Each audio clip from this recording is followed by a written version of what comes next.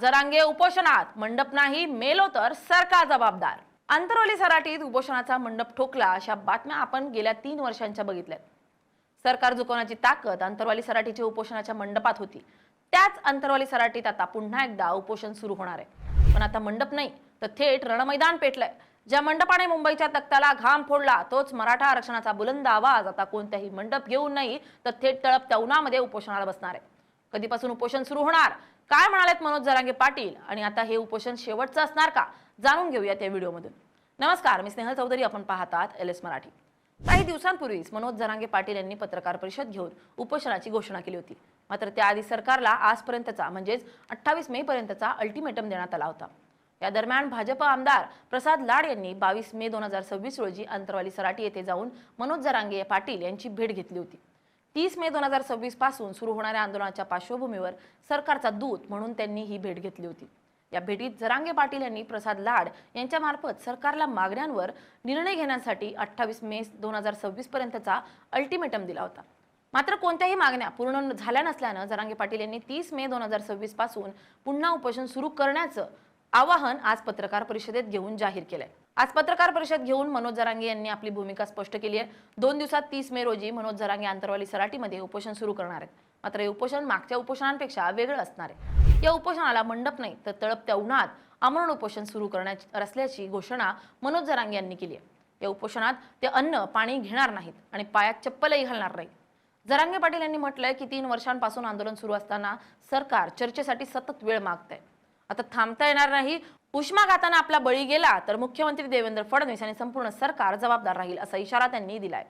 मला अंतिम टोकाचं आणि कठोर आमरण उपोषण करायचंय। रखरखत्या उन्हात मी हे उपोषण बास टाकून करणार आहे।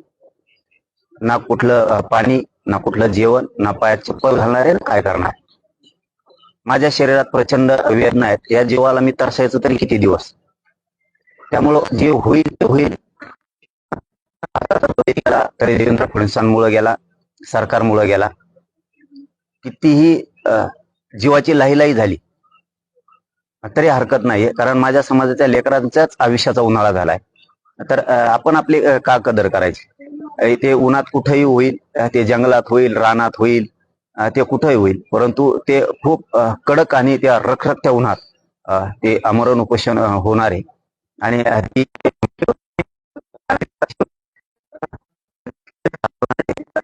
जीवाची लाईलाई होणार आहे। किती कडक ऊन आहे, किती त्रास आहे, किती त्या वेदना होणार आहेत, याचा मी कसलाही विचार करायचं नाही ठरवलेलं।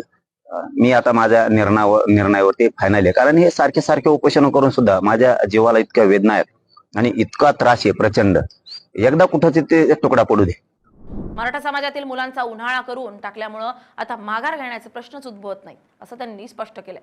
जरांगे यांनी सरकारवर जोरदार टीका केली। सातारा गॅझेटचा निर्णय अद्याप झालेला नाही। 1 महिन्याच्या मुदतीत माहिती देण्याचं आश्वासन दिलं होतं, तरी 10 महिने उलटले तरी काहीच झालं नाही। गुन्हे दाखल करून आंदोलकांवर दबाव टाकला जातो, पण गुन्हे मागे घेतले जात नाहीत। मराठा कुणबी एकच आहेत असे वारंवार सांगितले जाते, तरीही एकत्रित GR काढला जात नाही।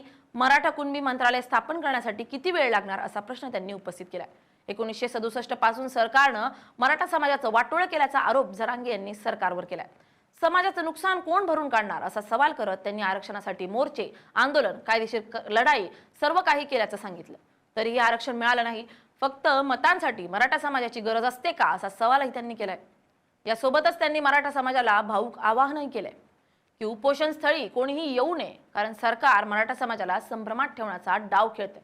तिथे फक्त पत्रकारांसाठी एक छोटा मंडप असेल, बाकी संपूर्ण उपोषण उघड्या उन्हात होईल। देशाच्या इतिहासात असं आंदोलन कधीच कुणी पाहिलं नसेल। हा लढा फक्त आरक्षणाचा राहिलेला नाही, तर हा लढा एका समाजाच्या अस्तित्वाचा आणि स्वाभिमानाचा बनलाय। मनोज जरांगे यांचा हा निर्धार सरकारला जाग आणणार की पुन्हा एकदा एका मराठ्याच्या लेखाची फरफट होणार, हे आता येणारा काळच ठरवेल। तुमचं यावर काय मत आहे, कमेंट करून नक्की सांगा। Bureau report, LS Marathi.